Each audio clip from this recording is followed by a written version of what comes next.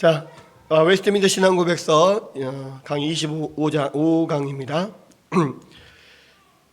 예, 인간과 하나님이 맺으신 언약 제4항을 한번 볼 건데요. 한번 보겠습니다. 함께 읽어볼게요. 다 같이 읽겠습니다. 시작. 은혜의 언약은 유언자이신 예수 그리스도의 죽으심과 유업으로 상속되는 영원한 기업과 거기에 속한 모든 것과 관련해 성경에서 종종 유언이라는 말로 표현된다. 은혜의 언약은 언약이기도 하지만 또 유언이기도 하다는 건데요. 이게 뭐냐면 사항에서 신앙고백서 작성자들은 이 조항, 제재, 맹세와 서약을 담고 있는 약속의 성격을 가진 협약, 커버넌트로서 언약 개념에서 일종의 유언, 테스터먼트의 개념으로 방향을 바꿉니다. 우리가 옛 언약, 구언약, 신언약 뭐 하면서 올드 커버넌트, 뉴 커버넌트 이렇게 말하기도 하고, 구약 신약 개념에서 우리가 뉴 테스터먼트 또 올드 테스터먼트 이렇게 이야기하잖아요. 근데 우리가 구약 성경, 신약 성경 하면 올드 테스터먼트, 뉴 테스터먼트 이렇게 이야기를 하는데, 이 테스터먼트가 약속, 언약이라는 뜻이기도 하지만 유언이라고 하는 뜻도 있습니다. 그래서 이 테스터먼트라고 하는 것이 이제 유언이라는 의미가 있는데, 어떤 협약이라는 의미도 있고 언약이라는 의미도 있고 유언이라는 의미도 동일하게 있다는 거예요. 그래서 이 마지막 유언을 남기는 사람은 자신의 상속인의 어떤 것을 유산으로 남기기를 바라는데, 이 상속에 대한 유언은 유언자가 죽어야 비로소 효력을 가진다는 겁니다. 그래서 뉴 테스터먼트 하면 유언자신 예수님이 죽고 그 죽음으로써 확정된, 그 상속이 확정된 그 유언이다, 이런 의미인 거죠. 그래서 그러니까 유언자가 죽어야만 이게 이루어지는 거니까, 사실 옛 언약, 올드 테스터먼트는 아직 유언자가 죽지 않았어요. 그래서 아직 완전히 이루어지지는 않아. 그 대신 그 유언자가 죽을 때까지, 그리스도가 오실 때까지 앞으로 이루어질 그 약속을 믿고 구약 성도들은 구원을 얻는 거예요. 또 신약 성도들은 그 유언자인 그리스도가 우리를 위해서 죽으셨기 때문에 죽으신 이후에 효력이 발생을 하잖아요. 그래서 그 완전히 이루어진, 유언자가 죽음으로써 완전히 이루어진 그 유언을 우리가 믿고 받아들임으로써 상속자가 되는 그런 권세를 얻게 되는 거죠. 그래서 이제 그런 면에서 구약이나 신약이나 그리스도의 죽음, 이것이 가장 핵심인 거예요. 그래서 구약은 오실 그리스도를 믿는 믿음으로 구원을 받는 거고, 신약에서는 이미 오셔서 죽음으로써 그 유언을 완전하게 이루시는 그 예수님의 죽음으로 완전히 우리에게 하나님 나라가 유업으로 상속되는 것이 결정된 다음에 그것을 믿는 믿음으로 완전한 상속자가 된다라는 의미인 겁니다. 자, 우리 주님은 십자가에 달리기 전날 밤 제자들과 마지막 유월절 만찬에서 당신의 유언을 강조하셨습니다. 오늘 요한복음에서 배운 거는 우리가 어떻게 살아갈 것이냐에 대해서 서로 종이 되어서 발을 씻겨주는 그러한 방식으로 사랑을 나누는 공동체가 되라라고 하는 유언이라면, 예수님께서 남기신 그 모든 다락방 광화에서 많은 이야기들을 하시는데, 그 중에서 가장 핵심적이고 중요한 이야기를 꼽자면 요한복음 14장 27절에 이 말씀이라는 거예요. 뭐냐? 평안을 너희에게 끼치노니 곧 나의 평안을 너희에게 주노라.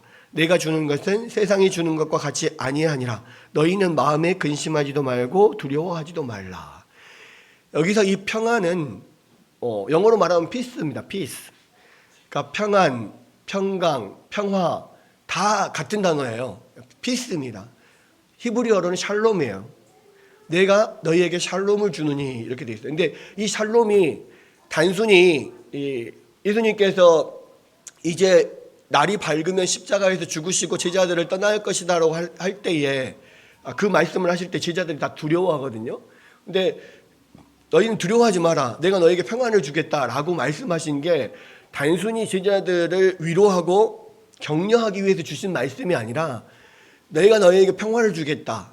샬롬을 주겠다. 이것은 그냥 실질적인 그 유산을 주는 거예요. 그러니까 실질적으로 예수님이 십자가에 죽으시기 전에 유산으로 남기는 게 뭐냐면 이 평화를 남긴다는 거예요. 그러니까 예수님이 십자가에 죽으심으로써 너희에게 주는 가장 큰 것이 바로 이 평화다, 이 샬롬이다, 이렇게 이야기를 하는 겁니다. 근데 이 예수님께서 남기신 유산은, 이 샬롬은 초월적이고 초자연적이고 독특한 평안, 샬롬이라는 사실을 강조하고 계시는 거예요. 이 샬롬이 유산으로 남기는 겁니다. 예수님이 죽음으로써 남기는 유산 중에 가장 큰 것, 이것이 샬롬이에요. 근데 이 샬롬은 뭐냐? 자, 바울은 로마서에서 의롭다함을 받은 우리는 하나님과 화평과 하나님의 임재로 들어감을 얻는다라고 말했습니다. 이 하나님과의 화평이 바로 샬롬이에요. 우리가 예수 그리스도로 말미암아 의롭다함을 받고 이 샬롬을 받는다. 이 샬롬이 예수님께서 우리 가운데 남기신 유업, 상속, 우리의 어떤 상속분, 그렇죠? 우리가 넘겨받는 상속이라는 말입니다. 그리고 이거는 이미 예수님이 탄생하실 때 천사들이 예수님의 탄생에 대해서 탄생 때 나타나서 찬양을 하는데 그 찬양 중에 가사가 뭐냐면 이 예수님이 오늘 다윗의 동네에서 그리스도가 나셨다라고 하면서 이것은 하늘의 영광이요 땅 위에 모든 기뻐하심을 입은 사람 중에 평화로다라고 했을 때 그 평화, 그게 그 샬롬이에요. 또 그리스도는 평화의 왕, 샬롬의 왕, 평강의 왕으로 불리셨습니다. 그러니까 그리스도의 모든 삶이 이 샬롬을 주시기 위해서 사실 오신 거예요. 이 샬롬을 주시기 위해서. 근데 이 샬롬은 뭐냐? 예수께서 우리에게 평화를 주실 때 이 샬롬은 하나님과 우리 사이의 전쟁이 끝나는 상태에 관한 거라는 거예요. 그러니까 샬롬이 무슨 뜻이냐? 평화라는 게 무슨 뜻이냐? 전쟁이 없는 상태, 이것이 샬롬이에요.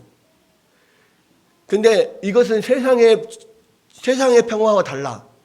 세상의 전쟁이 끝나는 게 아니라 하나님과의 인간과의 전쟁이 끝나는 거예요. 하나님과 인간 사이의 그 어떤 불화가 끝나는 거예요. 그래서 사람들은 이것에 대해서 아무도 흥분하지 않아요. 그러니까 우리가 그 성탄절 때 맨날 써붙이잖아요. 밖에다가 이것은 뭐 하늘에는 영광, 땅 위에는 평화 이렇게 붙여요. 근데 아무도 그것에 대해서 관심을 두지 않아. 이 땅 위의 평화라는 것이 그냥 그런가 보다 해.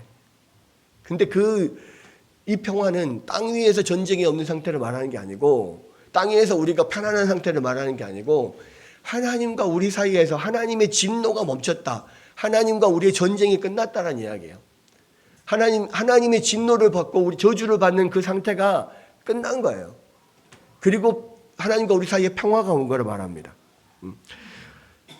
세상 사람들이 이것에 대해서 아무도 흥분하지 않는 이유는 뭐냐면 오늘날 이 세상 사람들은 어느 누구도 우리가 하나님과 교전 중이라거나 하나님과의 사이가 틀어졌다거나 하나님의 진노가 지금도 우리 가운데 여전히 쏟아지고 있다라고 생각하지 않기 때문에 그래요.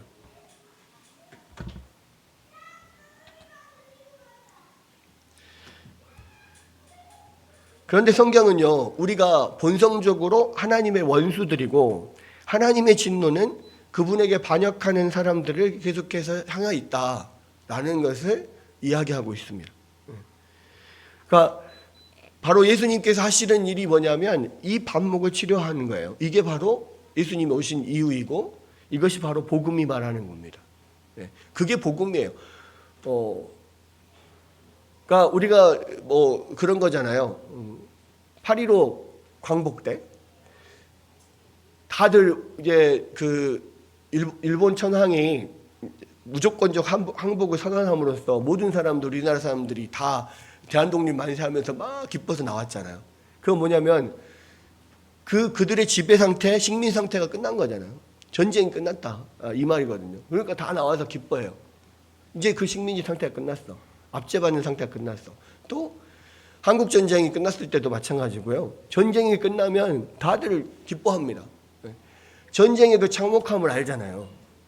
그 전쟁에서 엄청나게 고통받고 그러한 쏟아지는 그 폭격에서 살아남는다는 것이 얼마나 큰 기쁨인지를 알잖아요. 근데 그 쏟아지는 폭탄과 같은 그런 진노가 지금도 계속 하늘에서 쏟아지고 있어요.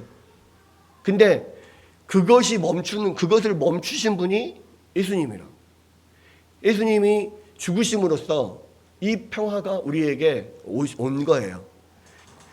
그 천사들의 찬송 중에서 우리가 늘 간구하는 게 뭐냐면 하늘에는 영광이요 이 땅에는 기뻐하심을 입은 사람들 중에 평화로다 이렇게 돼 있거든요. 원문이. 근데 사람들은 그냥 이것을 하나의 구호처럼 하늘에는 영광, 땅 위에는 평화 이렇게 축약을 해서 보통 말을 합니다. 근데 그거는 성경이 말하는 원래 의미와는 좀 멀어요. 왜? 그냥 단순히 이 땅의 평화가 아니거든요. 예수님이 오시는 것은 그 기뻐하시는 사람들 중에 평화인 거예요. 그러니까 이 땅에 하나님의 전쟁, 하나님의 진노가 그냥 모든 사람에게 끝난 게 아니라 기뻐하심을 입은 사람들 가운데 예수 그리스도 안으로 들어오신 사람들에게 그 평화가 끝나는 거예요. 그 평화가 이루어지는 거예요. 그래서 그 평화는 한정적인 평화예요. 모든 세계에 모든 사람에게 다 주어지는 평화가 아니라 기뻐하심을 입은 사람들 중에 평화인 거예요.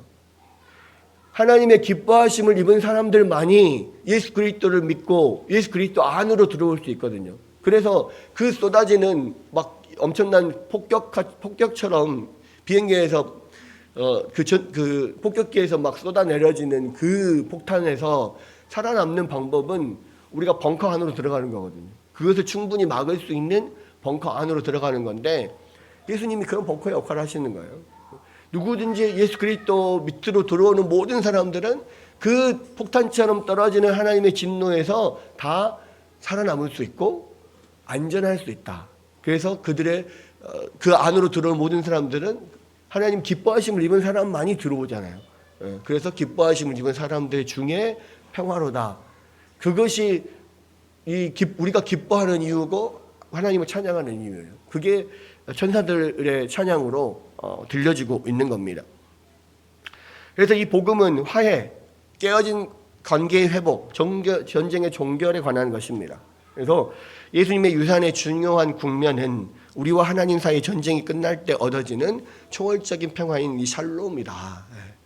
그래서 샬롬이 우리 안에 있다라고 하는 것은 엄청난 일인 거예요. 자, 세상의 평화는 항상 일시적이고 다음 전쟁을 기다리고 있지만 그리스도의 유산은 우리 이해를 초월하고 결코 방해받을 수 없는 영속적인 평화라는 겁니다. 세상의 평화는 일시적이에요. 전쟁은 당장 안 일어날 뿐이지 언제든지 일어날 수 있어요. 지금도 여전히 전쟁이 일어나고 있잖아요. 우크라이나와 러시아가 전쟁이 일어날 줄을 누가 알았겠습니까? 그리고 그 전쟁이 이렇게 오래 갈 줄을 누가 알았겠어요? 근데 아직도 전쟁하고 있죠. 이스라엘과 하마스, 이스라엘과 지금 팔레스타인 전쟁 지금 처음 일어나는 게 아니죠. 이미 오래전부터 2차 대전 이후부터 그 전쟁은 이미 내재되어 있었던 거예요. 그리고 계속 몇 번씩 터져 나왔던 거고 지금도 여전히 전쟁 중에 있고 많은 사람들이 또 죽습니다. 그 전쟁이 끝나면 그럼 전쟁이 없을 거냐? 아니요. 또 어디선가 전쟁이 터져. 우리나라에서 전쟁이 안 터지라는 법 없어요. 아무도 그것은 예측할 수 없어요. 근데 이 세상의 전쟁, 이 세상에는 평화는 한시적입니다. 그런데 예수님이 가져다 주신 그 평화는 이 세상의 평화도 아니고 하나님과 우리 사이의 평화이고 이 평화는 영원한 평화인 거예요. 그래서 그것이 예수님이 바로 그 평화를 너희에게 주노니 너희는 두려워하지 마라. 지금 그 이야기를 하시는 거예요. 그래서 그리스도를 통해서 우리는 하나님과 화해되었고 하나님 앞에서 의롭게 되었습니다. 그래서 하나님은 우리를 사면되었다 선언하셨고 우리를 하나님의 자녀로 입양하심으로써 다시는 결코 전쟁이 없게 만들어요. 이게 그 평화의 아이, 평화의 아이라는 뭐 그 책이 아마 있는데 뉴기니 족속인가 그래요. 거기에 이제 그 선교사님이 선교를 하러 들어갔는데 이 족속들은 이 전쟁이 끊이질 않아요. 이 족속들 안에 부족들 안에 전쟁이 끊이지 않는데 왜 전쟁이 끊이지 않냐면 이 부족들이 가장 그 명예롭게 여기고 또 가장 자기들이 좋아하는 게 뭐냐? 적들과 함께 서로 서로 이렇게 친교를 친하게 지내면서 굉장히 그 두 부족이 가까이 지내요. 적들과 가까이 지내는 것을 좋아해. 그렇게 막 가까이 지내다가 어느 순간 갑자기 배신을 해서 뒤통수를 쳐가지고 그 부족을 완전히 멸망시켜버려. 그런 거를 좋아해. 기뻐해. 그것이 어떤 최고의 어떤 전략이라고 생각하고 그거 안에서 거기서 어떤 기쁨을 얻는 그런 부족이야. 그러니까 이게 어떤 이렇게 복음이 들어가기가 너무 어려운 거예요. 그리고 복음을 전하잖아요. 예수님 이야기를 하면 가장 이 사람들이 기뻐하고 즐거워하는 게 뭐냐면 가룟 유다가 예수님을 배반하는 장면에서 가장 기뻐하고 박수치고 막 좋아해. 왜? 그것이 가룟 유다가 자기들한테는 영웅이야. 왜? 예수님은 3년 동안 따라다니면서 제자로서 막 이렇게 제자처럼 그렇게 있다가 갑자기 배신해가지고 뒤통수를 쳐가지고 예수님을 죽이는 이 일이 자기들한테는 엄청나게 통쾌하고 이것을 그렇게 잘하는 것이 아주 가룟 유다가 굉장히 지혜롭고 아주 뛰어난 영웅이라고 생각을 하는 거예요. 그러니까 그런 사람들에게 복음을 전하면 예수님이 우리를 위해서 십자가를 지고 죽으셨다고 하면 말도 안 돼. 그런 어리석은 짓이 어딨냐. 뭐 이렇게 되는 거예요. 근데 그러다 보니까 그 배신하고 뒤통수를 치고 그렇게 하는 것을 영웅으로 생각을 하니까 당연히 그 부족들 사이에서는 전쟁이 끊이지 않는 거예요. 서로 친하게 지내는 것도 사실은 진짜 친하게 지내는 게 아니야.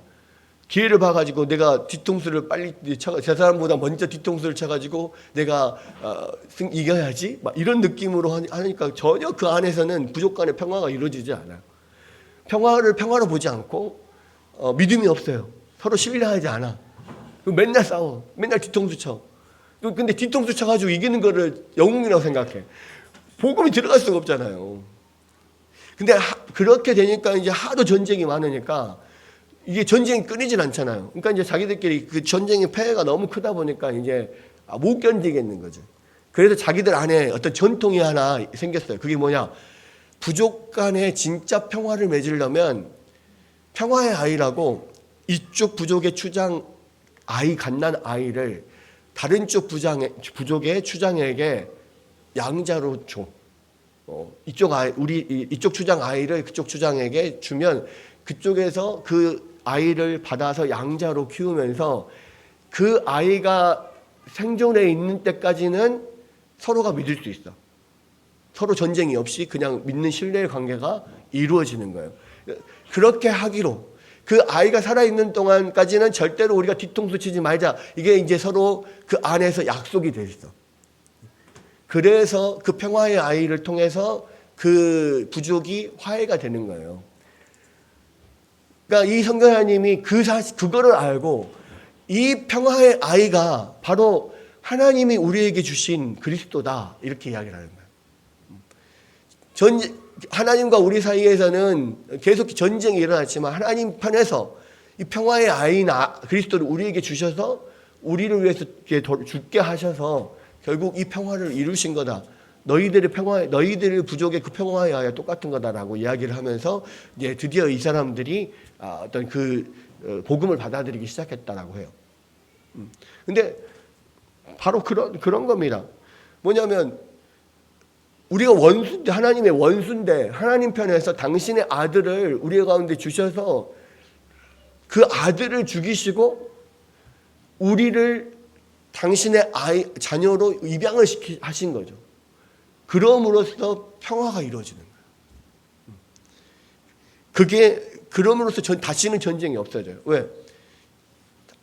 하나님의 아들의 고귀한 희생과 그리고 또 우리를 원수였던 우리를 하나님의 자녀로 입양하심으로써 정말 한 가족, 한 부족, 한 나라가 되는 거죠. 평화로운 전쟁이 없는 한 나라가. 이게 바로 하나님께서 그리스도를 통해서 하신 일이다라는 겁니다. 그래서 예수 그리스도는 죽으심으로써 그 유언을 이루시는 분이라는 거예요. 그거를 지금 이제 이 언약과 유언과의 관계를 지금 이야기를 하고 있는 겁니다. 네, 그래서 이제 이 언약은 바로 그 유언이라고 하는 것, 테스터먼트라고 하는 것과 연결이 돼 있다라는 것을 4항에서 이야기를 하고 있는 거고요. 자, 5항을 한번 읽어봅시다. 자, 시작. 이 언약은 율법의 시대와 복음 시대에 서로 다르게 집행되었다. 율법 시대에는 약속, 예언, 제사, 할례, 유월절, 어린 양을 비롯해 유대인들에게 주어진 다른 여러 가지 의식과 예표를 통해 집행되었다. 그 모든 것은 장차 오실 그리스도를 예표했다. 이것들은 당시에 성령의 역사를 통해 약속된 메시아를 믿는 믿음 안에서 선택받은 백성을 가르치고 든든히 세우는 데 충분히 효과적이었다. 그들은 약속된 메시아를 통해 온전한 죄사함과 영원한 구원을 얻었는데 이를 구약으로 일컫는다. 예. 그러니까 이 언약은 아까 처음에 말씀드렸던 것처럼 구약 시대는 무엇으로 구원을 받느냐라고 했을 때 특별히 세대주의나 이런 데서는요, 구약 시대 예수님이 오시기 전에는 예수님 외에 다른 방법으로 구원을 받았다라고 생각을 해요. 그래서 어떤 방법이냐? 그러니까 모세의 율법. 구약 시대 사람들은 모세의 율법을 지킴으로써, 그러니까 그들의 어떤 행함으로써 구원을 받은 반면에 신약 시대의 사람들은 믿음과 은혜로 구원을 받는다. 그래서 세대주의는 그 세대마다 구원의 방법이 다르다. 지금 이렇게 말하는 게 세대주의거든요. 근데 성경은 구약 시대는 율법으로 구원받고 신약 시대는 믿음으로 구원받는다. 이렇게 말하지 않는다고. 구약 시대도 여전히 믿음으로 구원을 받아요. 신약 시대도 여전히 믿음으로 구원을 받아요.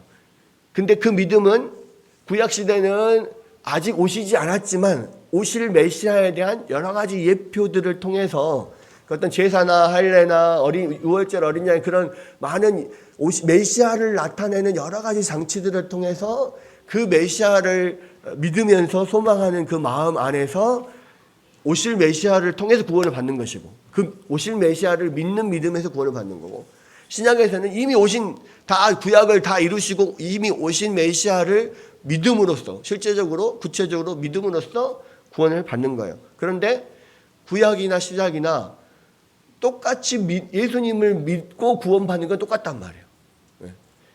아직 오시지 않았지만 곧 오실 메시아를 믿느냐, 이미 오셔서 구약시를 완전히 이루신 성취하신 메시아를 믿느냐, 이 차이지. 믿음이라고 하는 방법은 똑같아요. 믿는 대상도 똑같고. 그 이야기입니다. 그래서 성경적인 믿음에 대한 심각한 오해이고요. 옛 언약과 새 언약 사이에 어떤 불연속성을 집어넣는 것은 잘못된 거다라는 겁니다. 자, 이것을 대표적으로 우리가 뭘로 알 수 있냐면 오늘 읽은 로마서 4장 1절로 3절에 보면, 그런즉 육신으로 우리 조상인 아브라함이 무엇을 얻었다 하리요? 만일 아브라함이 행위로서 의롭다 하심을 받았으면 자랑할 것이 있으려니와 하나님 앞에서는 없느니라. 성경이 무엇을 말하느냐? 아브라함이 믿음에 그것이 그에게 의로 여겨진 바 되었느니라. 아브라함이 구원받은 것은 아브라함이 잘 순종해서 구원받은 게 아니에요. 이삭을 하나님께 제물로 드려서 구원받은 게 아니에요. 예수님께서 뭐라고 그랬습니까? 아브라함 때 그 아브라함도 나의 때를 보고 기뻐하였다 그랬잖아요. 아브라함도 오실 메시아를 믿고 구원을 받은 거예요. 아브라함에게 일어나는 모든 일들, 또 이삭을 제물로 바치라고 했던 거, 그리고 하나님께서 이삭 대신 제물을 준비한 이 모든 것이 사실은 하나님께서 나중에 독생자이신 예수님을 보내셔서 우리를 대신해서 그를 십자가에서 죽이실 것을, 그것을 통해서 구원을 이루실 것을 사실은 보여주는 예표거든요. 그런 모든 그 아브라함이 겪었던 그 모든 일들을 통해서 결국은 우리를 구원하실 메시아가 나중에 오시는데 그분을 우리가 믿고 소망하고 그러면 그 안에서 우리가 구원을 받는구나라는 것을 알게 되고 그렇게 믿으면서 나가는 겁니다. 자, 아브라함은 행위나 율법 혹은 공로로 의롭다함을 받은 것이 아닙니다. 바울은 그리스도인도 유대인도 그들 자신의 공로로 구원받지 못한다는 것을 보여줘요. 왜? 아무도 율법을 지킬 수 없다. 그러니까 율법 전체의 목적은 사람이 선한 행위로 구원을 받을 수 없다는 것을 보여준 데 있다는 겁니다. 그러니까 율법은 하나라도 어기면은 결국 범법자가 되는 거잖아요. 많은 율법 중에서. 그렇죠?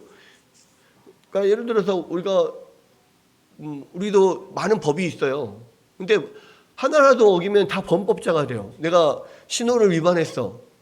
파란불에 가야 되는데 빨간불에 갔어. 그것을 안 들키면 모르겠지만 찍히면은 꼼짝없이 벌금 내야 돼. 내가 불법 주차를 했어. 그것도 안 들키면 모르겠지만 찍히면 꼼짝없이 벌금 내야 돼. 뭐든지 어떤 법률이든지 하나를 어기면 무조건 범법자가 되는 거예요. 큰 걸 어기면 큰 범죄자가 되는 거고 작은 것을 어기면 작은 범죄자가 되는 거죠. 경범죄 이런 거 있으면 경범죄. 경범죄는 벌금이 5,000원, 10,000원 아주 작은 것들 이를테면 노상방뇨 이런 거 걸리면 벌금 5,000원이에요. 제가 어떻게 하는지 아십니까? 노상방뇨로 걸린 적이 있거든요. 제가 진짜로 노상방뇨를 해서 걸렸다는 게 아니고 제가 예전에 아이들 유치원 다닐 때 애들을 그 유치원에 데려다 주고, 그러니까 둘째를 유치원에 데려다 주고 첫째를 학교로 데려다 주기 위해서 나오는데 그 골목길에서 큰 길로 나올 때 거기가 신호등이 없어요. 그러니까 사실은 이제 우회전을 해서 밑으로 쭉 가서 유턴을 해서 다시 올라와야 돼. 근데 시간이 거의 시간이 급하고 막 그랬는데 차가 오질 않더라고. 그래서 많은 차들이 거기서 그냥 눈치 보고 좌회전하고 막 이러거든요. 또 앞차도 분명히 봤을 때 거기서 이렇게 차 안 오니까 좌회전을 했어. 근데 저도 그래서 보고 눈치 봐서 좌회전을 딱 했는데 딱 커브를 돌아가니까 거기 경찰차가 서 있더라고. 아이고 경찰차가 깜빡깜빡 오라고 하더라고요. 그래서 아이고 걸렸다 하고 그냥 제가 입이 10개도 할 말이 없습니다 하고 신분증 주라니 신분증 주고 딱 이렇게 했더니 경찰관이 아니 여기서 이렇게 불법 유턴 하시면 어떡합니까? 불법 좌회전 하시면 어떡합니까? 그러게요. 죄송합니다. 그리고 아이들 좀 데려다 주다가 좀 그랬습니다. 이렇게 보더니 애들이 있으니까 그랬냐고 하면서 정상 참작을 좀 해주시더라고. 원래 이게 그 불법 좌회전 이렇게 하면은 벌금이 몇만 원인데요. 제가 그냥 싼 걸로 하나 끊어드리겠습니다 이렇게 하더라고. 그래서 감사합니다 하고 이제 체크해가지고 딱 준 거를 딱 봤더니 노상방뇨를 노상방뇨 5,000원 이렇게 돼 있더라고요. 그래서 노상방뇨 5,000원인지 알았어요. 네. 어쨌든 그러니까 무슨 이야기냐면 그냥 크든 작든 큰 율법을 범하면 큰 범죄자가 되는 거고 작은 율법을 범하면 작은 범죄자가 되는 거예요.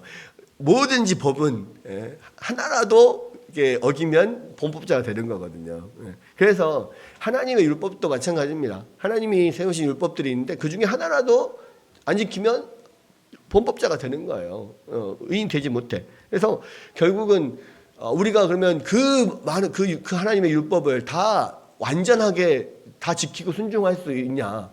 한 사람도 그런 사람이 없다는 거예요. 그게 로마서가 하는 이야기고. 그러면 하나님께서 한 사람도 완전히 율법을 지킬 수가 없는데 왜 율법을 주셨냐라고 했을 때, 우리는 스스로 모든 율법을 완전히 지킬 수 없다는 것을 가르쳐 주시기 위해서 이 율법을 주신 거다. 그래서 우리가 이 율법을 다 지킬 수 없기 때문에 우리를 대신해서 완전하게 순종해 주실 대리인이 있어야 된다. 우리를 대신할 구원자가, 그리스도가 있어야 된다는 것을 알게 하기 위해서 율법을 주셨다라는, 그렇게 이렇게 사도 바울은 로마서에서 이야기를 하고 있는 거거든요. 네. 그래서 로마서 4장에서 칭의와 구원의 방법이 두 언약 사이의 연속적인 요소, 즉 구약 성도들도 믿음, 은혜, 그리고 그리스도를 통해서 동일하게 구원받는다라는 원리를 분명하게 자각시키려고 노력을 했다라는 겁니다. 그러니까 율법을 주신 이유는 우리가 율법을 완전하게 지킬 자가 아무도 없다. 그러니까 그리스도가 필요하다. 그러니까 예수님을 우리가 믿어야 된다. 구약 성도나 신약 성도나 다 예수님을 믿고 예수님이 우리를 대신해서 완전하게 순종해 주신 그 사건을, 그것을 우리가 예수님을 믿음으로써, 예수님을 주인으로 받아들임으로써 인정할 때 그 의가 우리에게 전가된다라고 하는 것을 보여주는 거예요. 그것은 신약 성도뿐만 아니라 구약 성도도 마찬가지다. 구약 성도도 보면은 맨날 구약에 보면은 맨날 하나님 앞에 불순종하고 두드러 맞고 막 이런 게 계속 나오잖아요. 구약 성도 중에 단 한 사람이라도 하나님 앞에 한 번도 죄를 안 지은 사람이 있습니까? 없잖아요. 믿음의 조상 아브라함도 하나님 앞에 범죄했어요. 계속 기근이 있을 때 약속의 땅에 머물러라 했는데 기근이 있다고 애굽으로 도망가 버렸어. 애굽에서 또 그것 때문에 이 자기의 약속의 배우자인 사례를 애굽 바로한테 뺏길 뻔했잖아요. 근데 하나님께서 구해 주셔가지고 다시 이동하고 모든 것들 아브라함이 계속 범죄하잖아요. 분명히 사라를 통해서 낳은 아들을 통해서 하나님 약속을 이을 거라 했는데 시간이 지나도 아들 안 나니까 하가를 통해서 그냥 이스마엘을 자기 원하는 대로 그냥 낳고 이 아이를 축복해 이렇게 가잖아요. 그러니까 아브라함조차도 하나님 앞에 완전히 순종을 못해. 하나님께서 가장 마음에 합한 자라고 여겼던 다윗도 마찬가지. 말년에 얼마나 하나님 앞에 범죄하고 얼마나 많은 이 징계를 받고 고생합니까? 솔로몬도 마찬가지고. 구약 성도 중에서 구약 시대에 살던 사람 중에 하나님 앞에 한 번도 죄를 안 짓고 의롭게 사는 사람이 누가 있습니까? 아무도 없어요. 그것을 보여주는 거라고. 그래서 결국은 이 율법을 완전히 지킬 수 없기 때문에 그리스도가 필요하다는 걸 보여준다 이거예요. 그러면 구약 성도들도 결국은 그 그리스도를 소망하고 그리스도가 오셔서 이 일을 이루기를 소망하는 믿음 안에서 구원을 받는 거예요. 그 믿음 안에 있습니다. 그것이 여호와를 믿고 순종하고 따르는 거예요.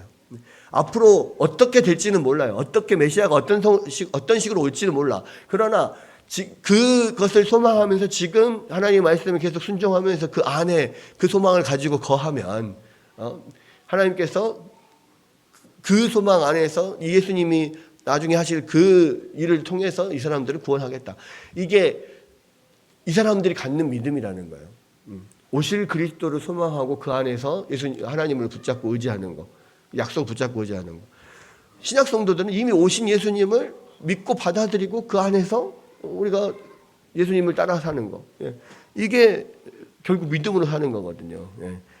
구약이나 신약이나 똑같이 그런 방법을 통해서 우리가 구원을 받게 하셨다라는 겁니다. 그리고 번제나 성전이나 대속죄 여러 구약 의식들 이런 것들이 영원하고 완전하고 충분한 제물이 되시는 그리스도의 속죄를 통해서 구원이 어떻게 이루어지는지를 극적으로 보여주는 어떤 모형과 그림자들이고, 그러한 이 제사를 드리고 또 속죄를 지키고 여러 가지 의식을 하면서 그 예수님을 기대하고 예수님을 소망하는 그러한 믿음 안에 거하는 삶을 사는 거란 말이에요. 그렇게 해서 예수님을 통한 구원을 얻게 되는 거다라는 겁니다.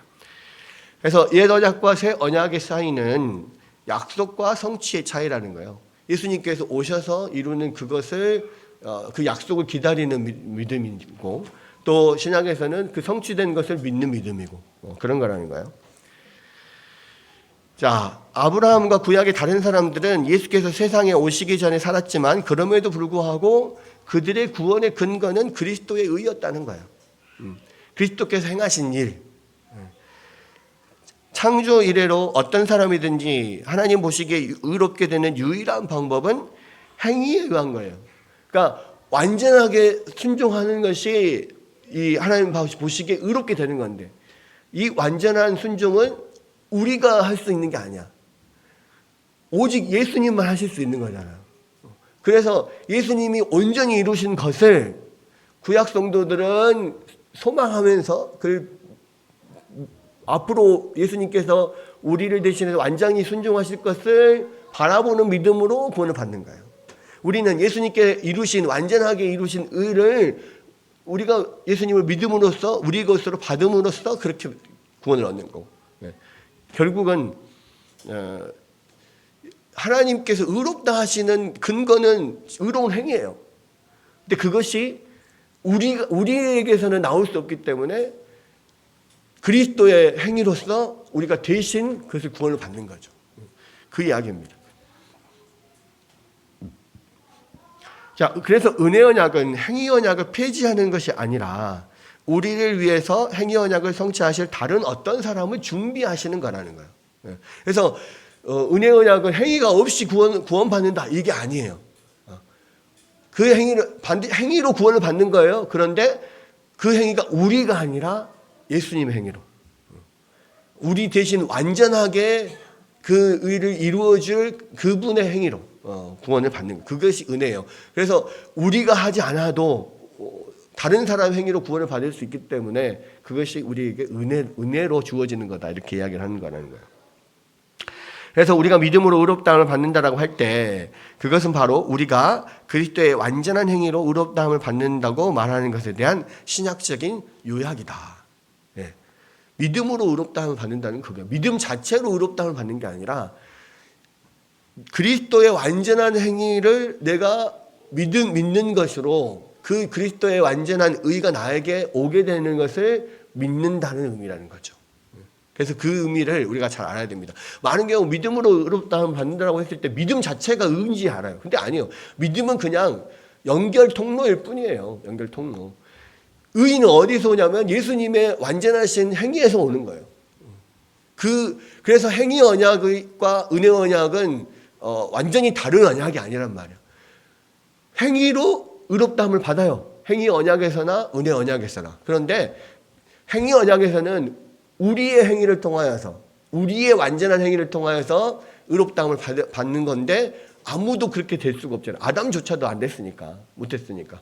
그래서 다시 주시는 은혜 언약이 완전하게 의를 이루시는 예수님의 의를 통해서 우리가 그것을 믿음으로써 그 의를 전달받는 방법으로 구원받는 것이 바로 은혜 언약이다. 하나님께서 이것을 우리 가운데 언약하셨다, 약속하셨다. 처음 원복음에서부터 그것이 시작된 거죠. 그것을 이야기합니다. 자, 아브라함은 하나님의 약속을 믿었습니다. 물론 아브라함이 예수님의 실제 삶에서 성취될 상세한 모든 것을 다 깨달은 것은 아니에요. 그러나 아브라함은 하나님을 믿었고 그것이 아브라함에게 의로 여겨졌다 그랬습니다. 그래서 아브라함의 구원의 공로적인 근거는 그리스도. 또 그리스도와 아브라함의 관련성은 그리스도와 나와의 관련성과 동일해요. 어떻게 관련이 되어 있습니까? 다 믿음으로 관련이 되어 있는 거예요. 그리스도가 하시는 일에 대한 믿음으로 관련이 되어 있습니다. 그리스도의 공로는 믿음으로 말미암아 전가가 됩니다. 그렇죠? 우리는 아브라함이 구원받은 것과 같은 동일한 방법으로 구원을 받아요. 유일한 차이점은 그들은 그 당시에 성취되지 않은 하나님의 약속들을 믿었고 우리는 성취된 하나님의 약속을 믿는다는 거예요. 그것만 다르지 똑같아요. 구원 얻는 방법도 똑같고요. 구원을 이루는 근거도 똑같고요. 우리의 믿음의 대상도 똑같고 다 똑같습니다.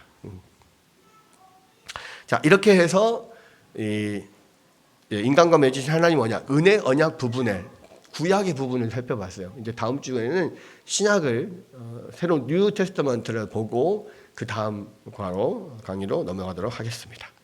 예, 오늘은 여기까지 할게요.